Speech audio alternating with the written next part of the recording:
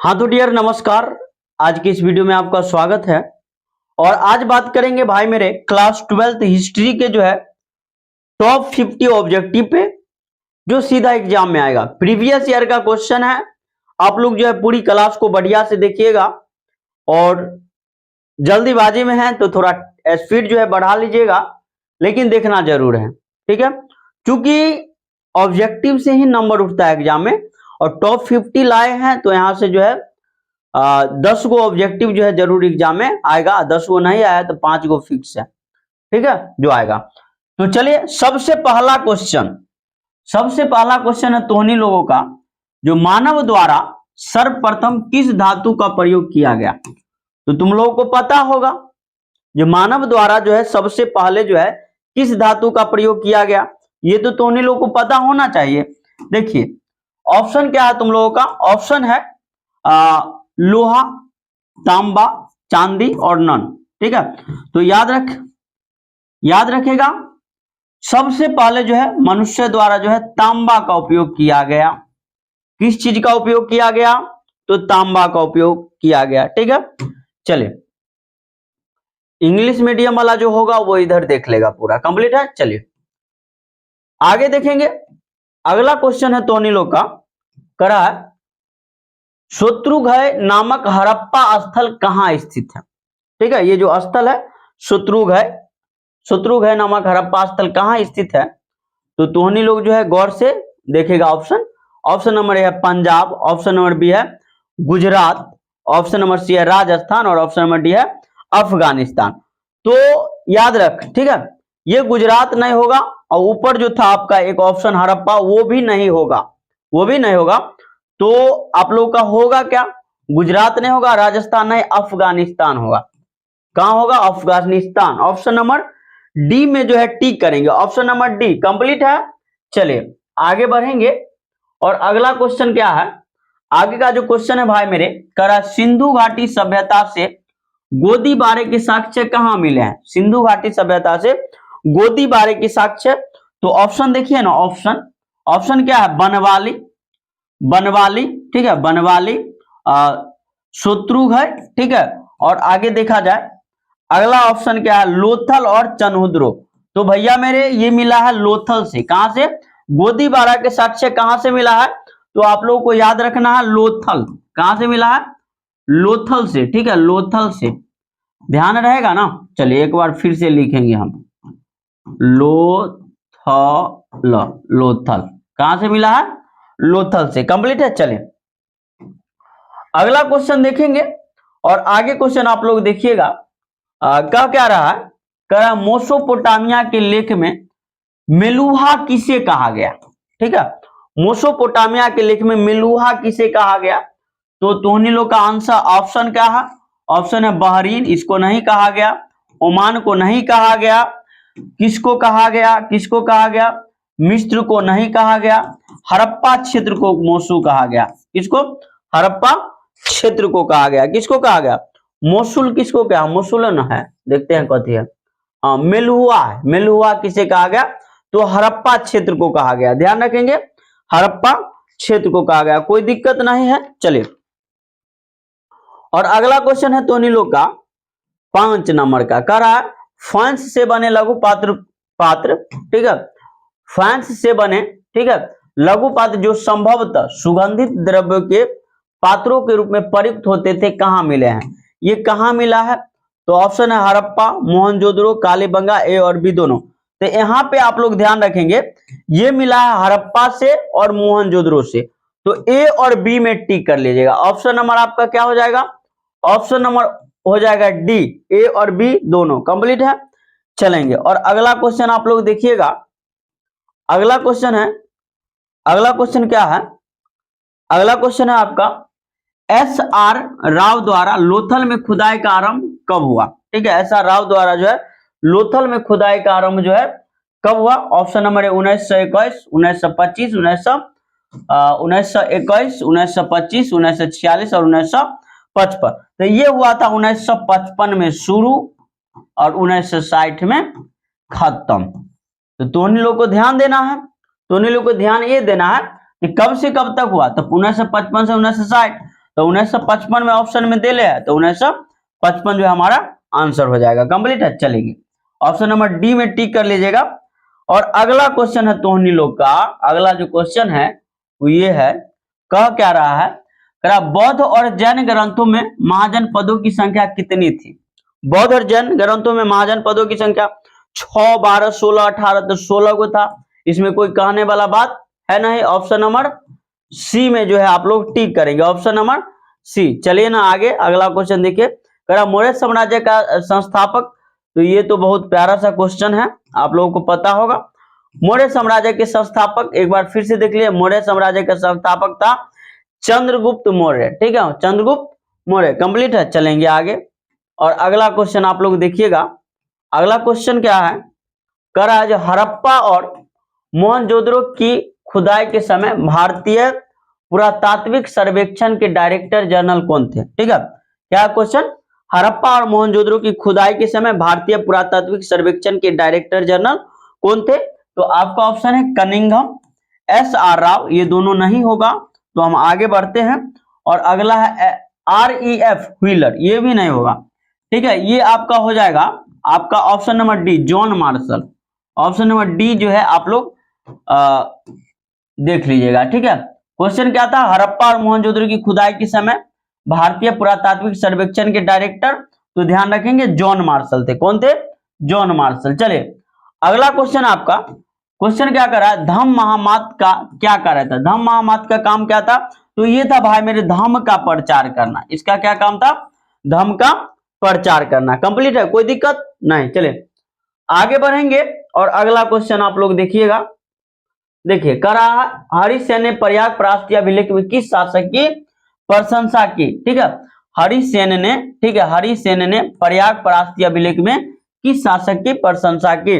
ठीक है, चलिए तो हाँ देखेंगे, ऑप्शन नंबर ए है Ashoka, option number B Samudragupta, option number C Chandragupta और ऑप्शन नंबर डी प्रभावती गुप्त। तो ध्यान रखेंगे, जो हरिसेन प्रयाग प्रास्तीय अभिलेख में जो है किस शासक की प्रशंसा की है? तो समुद्रगुप्त की प्रशंसा की है। किसकी? समुद्रगुप्त की। चलिए 12 नंबर कंप्लीट है आपका। 13 नंबर हम देखेंगे। देखिए, कहा गौतमी पुत्र सातकर्णी का संबंध किस राजवंश से था? ठीक है, गौतमी पुत्र सातकर्णी का संबंध जो है किस राजवंश से था? तो सातवाहन से। ऑप्शन नंबर आप लोग ए में टिक कर लीजिएगा, ऑप्शन नंबर ए, कोई दिक्कत नहीं है। चलिए अगला क्वेश्चन हम देखेंगे और अगला क्वेश्चन आपका, तमिल संगम साहित्य में बेल्लार किसे कहा जाता था? ठीक है, क्या क्वेश्चन, तमिल संगम साहित्य में बेल्लार, ठीक है, बेल्लालर है। ठीक है, सॉरी ध्यान से देखिएगा, ये बेल्लालर लिखा हुआ है। बेल्लालर किसे कहा जाता था? तो भैया मेरे देखते हैं आपका ऑप्शन क्या है, किसान है, बड़े जमींदार है, हलवाहा है, दास है। तो सिंपल इसको बड़े जमींदार कहा जाता था। जो बड़ा जमींदार होता था उस सबको क्या कहा जाता था? तो बेल्लार कहा जाता था। तो ऑप्शन नंबर आप लोग का बी हो जाएगा, option number B. Any problem? No problem, आगे बढ़िए। चलिए देखिए अगला क्वेश्चन क्या है, कह रहा शिल्प उत्पादकों, ठीक है, शिल्प उत्पादकों और व्यापारियों के संघ को क्या कहा जाता था? तो शिल्प उत्पादकों और व्यापारियों को संघ को जो है भाई मेरे श्रेणी कहा जाता था। क्या कहा जाता था? श्रेणी। ऑप्शन नंबर ए में दिया हुआ है श्रेणी, ऑप्शन नंबर ए में दिया हुआ है। आप लोग ऑप्शन नंबर ए को जो है टिक कर लीजिए। चलिए अगला क्वेश्चन है, अगला क्वेश्चन क्या है आपका, कह रहा धर्मसूत्र और धर्मशास्त्र में, ठीक है, क्या है, धर्मसूत्र और धर्मशास्त्र में विवाह के कितने रूपों का मान्यता दी गई है? तो आपका ऑप्शन क्या है? ऑप्शन है 2, 4, 8 और 16। तो 8 प्रकार के धर्मशास्त्र में जो है 8 प्रकार के जो है विवाह का वर्णन किया गया है और मान्यता भी दिया गया है। और महाभारत में भी आपका जो है 8 प्रकार के विवाह का वर्णन किया गया है। कंप्लीट है। चलिए आगे देखते हैं, अगला क्वेश्चन है चीनी तीर्थयात्री ह्वेनसांग कब भारत आया था? तो ये आया था भाई मेरे 5वीं शताब्दी में। कब आया था? 5वीं शताब्दी। कंप्लीट है, option number B, option number B. चलिए अगला क्वेश्चन देखेंगे और आगे क्या करा, ऋग्वेद का संकलन कब हुआ? तो ऋग्वेद का संकलन आप लोग के पास ऑप्शन है 2000 से 1500 ईसा पूर्व, 1500 से 1000 ईसा पूर्व, 1000 से 500, 500 से 100। तो यहाँ पे ये सब जो है देख रहे हैं, ये सब में से कौन होगा उसको जरा देखिएगा। तो कह रहा है क्वेश्चन क्या है, ऋग्वेद का संकलन कब हुआ? तो ये हुआ था 1500 से लेके 1000 ईसा पूर्व, 1500 से लेके 1000 ईसा पूर्व। ऑप्शन नंबर बी में टिक कर लीजिएगा आप लोग, ऑप्शन नंबर बी। चलिए अगला क्वेश्चन है, आगे का जो क्वेश्चन है, कर रहा है हड़प्पाई लिपि में चिन्हों की संख्या लगभग कितनी है? तो ऑप्शन नंबर ए क्या है, 100, जो कि गलत है, 200 भी नहीं होगा, 300, 400 होगा। कितना होगा? 400। ठीक है, ऑप्शन नंबर आपका डी हो जाएगा, ऑप्शन नंबर डी। चलिए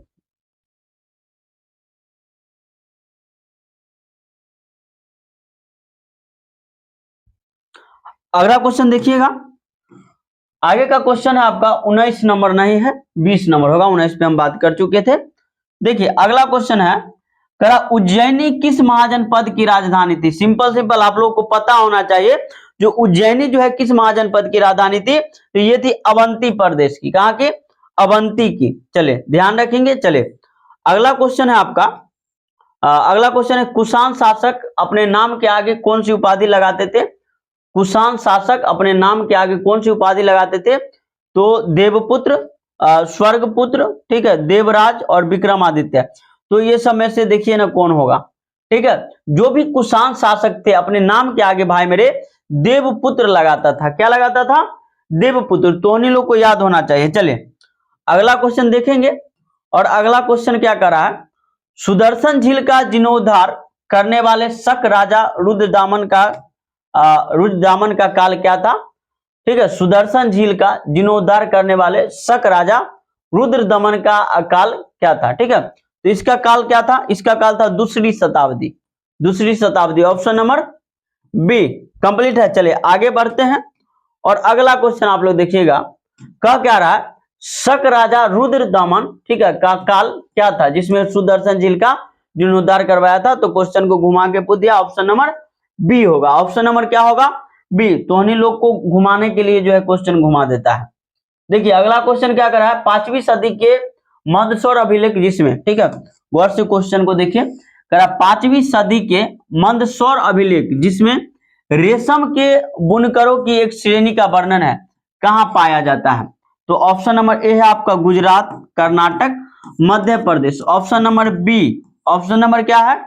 बी में आप लोग जो है टिक कर लीजिएगा। चलिए अगला क्वेश्चन क्या है, अगला क्वेश्चन उसी क्वेश्चन को फिर से घुमा दिया। देखिए कह रहा 5वीं शताब्दी का मंदसौर शिलालेख कहां पाया गया जिसमें रेशम बुनकरों की एक संघ का वर्णन है? तो इसमें भी मध्य प्रदेश होगा ना, इसमें भी क्या होगा? मध्य प्रदेश। चलिए आगे बढ़े, और अगला क्वेश्चन देखिए आप लोग, अगला क्वेश्चन कर रहा है, प्राचीन भारत में जैन विद्वानों ने किस भाषा में साहित्य लिखा? ठीक है, प्राचीन भारत में जैन विद्वानों ने किस भाषा में साहित्य लिखा? तो प्राकृतिक भाषा में लिखा था। ऑप्शन नंबर ए, ऑप्शन नंबर आपका ए हो जाएगा। चलिए अगला क्वेश्चन देखिएगा, और अगला क्वेश्चन है आपका, क्वेश्चन क्या कर रहा है, प्राचीन भारत में जैन विद्वान ने किस भाषा में साहित्य लिखा? सॉरी लगता है क्वेश्चन रिपीट हो गया, ऑप्शन नंबर ए होगा, तो उन्हीं लोग को पता है। चलिए आगे बढ़ते हैं, अगला क्वेश्चन कर रहा है, बुद्ध का जन्म कहां हुआ था? बुद्ध का जन्म कहां हुआ? तो बोधगया में तो हुआ नहीं, सारनाथ में हुआ नहीं, वैशाली में हुआ नहीं, लुम्बिनी में हुआ था।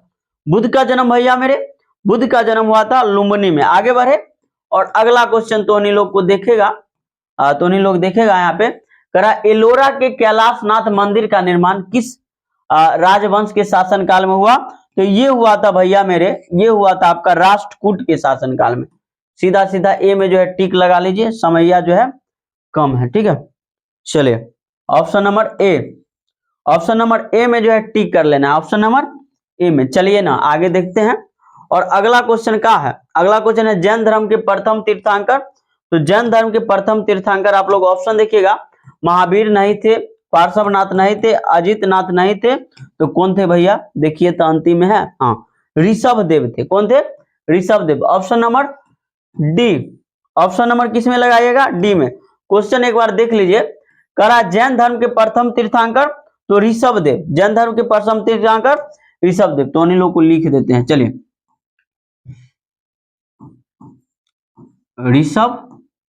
ऋषभ देव, ध्यान रखेगा सब, ठीक है। जैन धर्म के प्रथम तीर्थंकर तो ऋषभ देव, कंप्लीट है। चलिए और अगला क्वेश्चन देखेंगे, ये बढ़ रहा है, इसको बार बार देखना इसलिए पड़ रहा है क्योंकि बंद हो जाता है। चलिए देखिए क्या कह रहा है, अल बिरूनी को कौन बंधक बनाकर ख्वारिज्म से गजनी ले गया?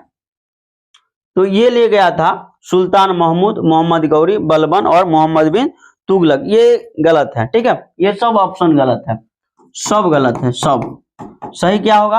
तो भैया इसको ले गया था महमूद गजनबी। क्या नाम था इसका? महमूद गजनबी। क्या नाम था? महमूद, ठीक है, महमूद गजनबी ले गया था, गजनबी। तो नहीं लोग ध्यान देगा, जो अल बरूनी को जो है कौन बंधक बनाकर जो है ख्वारिज्म से गजनी ले गया था? तो ये ले गया था महमूद गजनबी ले गया था, याद रहना चाहिए ये बात। चलिए अगला क्वेश्चन क्या है? तो लोग का अगला क्वेश्चन है, रिहला के लेखक कौन है? रिहला का तो अल बिरूनी है नहीं, बर्नियर है नहीं, अब्दुल रज्जाक है नहीं, यह Ibn Battuta. Option number D, option number D में टिक कर लेगा सब। अगला क्वेश्चन देखेंगे हम, और आगे का क्वेश्चन है, फ्रांसवा बर्नियर कौन था? आपका ऑप्शन है चिकित्सक, राजनीतिक दार्शनिक, इतिहासकार और इनमें से सभी। Option number D, option number D हो जाएगा। चलिए अगला देखते हैं, 36 हो गया। 37 नंबर, मुगल शहरों को किसने शिविर नगर कहा? तो ये कहा था आपका ऑप्शन नंबर ए क्या है, इब्न बतूता, बर्नियर, टेबरियर और बरबोसा, है ना? है तो आप लोग जरा इसको जो है देखिएगा, ये कहा था बर्नियर। ऑप्शन नंबर बी आप लोग टिक कर लेंगे, option number B, option number जो है बी टिक करेंगे, ऑप्शन नंबर बी। चलिए आगे बढ़ेंगे, और अगला क्वेश्चन क्या है? आगे का जो क्वेश्चन है, पुरी के जगन्नाथ मंदिर में किस देवता की पूजा होती थी? तो आपका ऑप्शन क्या क्या है उसको देखिएगा जरा, कृष्ण, बलराम, सुभद्रा और सभी, इनमें से डी, ऑप्शन नंबर डी हो जाएगा, इनमें से सभी। पुरी के जगन्नाथ मंदिर में भाई मेरे देवता जो है, जो भी देवता थे जिनका पूजा होता था, उसमें से कृष्ण थे, बलराम थे, सुभद्रा थी, यानी कि ये सभी का पूजा होता था वहां पे। चलिए अगला क्वेश्चन क्या है, करा नैनार किस देवता की उपासना करते थे? सिंपल बात है, क्वेश्चन को देखिएगा, नैनार किस देवता की उपासना करते थे? तो आपका ऑप्शन है ब्रह्मा, विष्णु, शिव और अग्नि, ठीक है, ब्रह्मा, विष्णु, शिव और अग्नि। तो ध्यान रखेंगे शिव की उपासना करते थे, किसकी? शिव की उपासना करते थे। कंप्लीट है। चलिए अगला क्वेश्चन देखा जाए, अगला क्वेश्चन क्या है आप लोगों का? आगे का क्वेश्चन है, 12वीं शताब्दी में कर्नाटक में वीर शैव परंपरा का नेतृत्व किसने किया? ठीक है, 12वीं शताब्दी में जो है कर्नाटक में जो है वीर शैव, ठीक है, वीर शैव परंपरा का नेतृत्व किसने किया? अप्पार है, सुंदरार है, क्राइकल और अम्यार है और बसवन्ना है, ठीक है।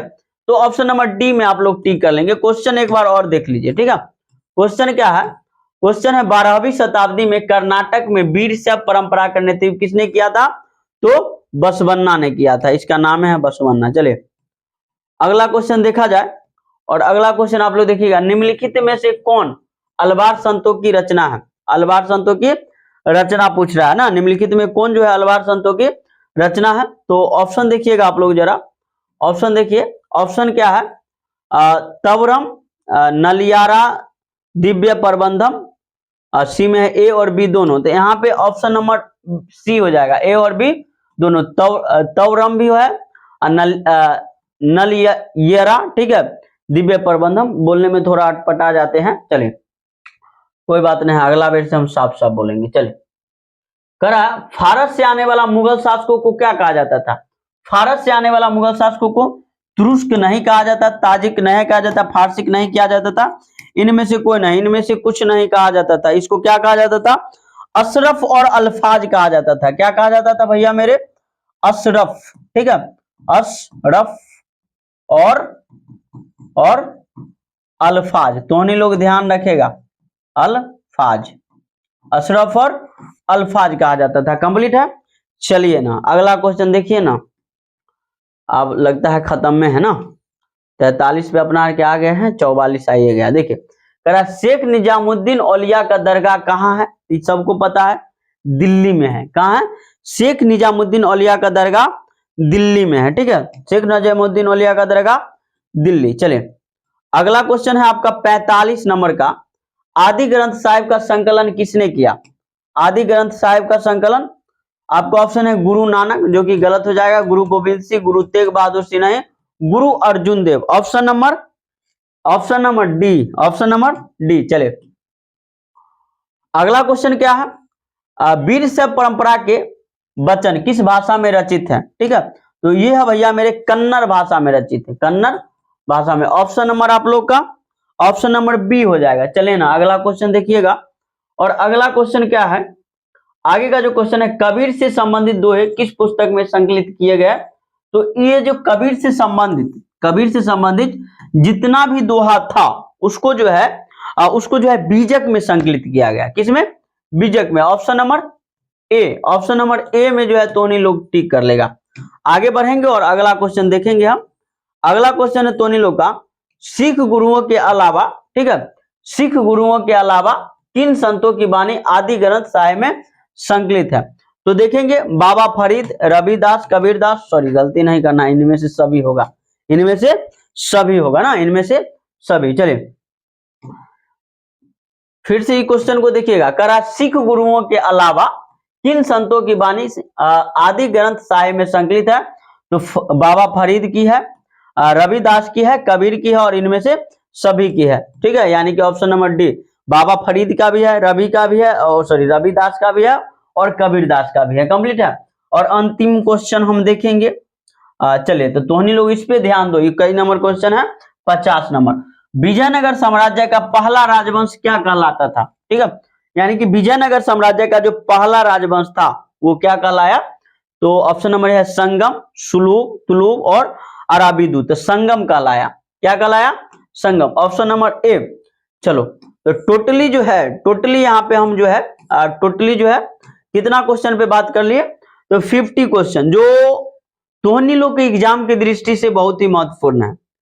ठीक है, तो एक काम करिए आप लोग, एक करिए क्या, जो चैनल को सब्सक्राइब करिए, वीडियो को लाइक करके शेयर करिए। धन्यवाद।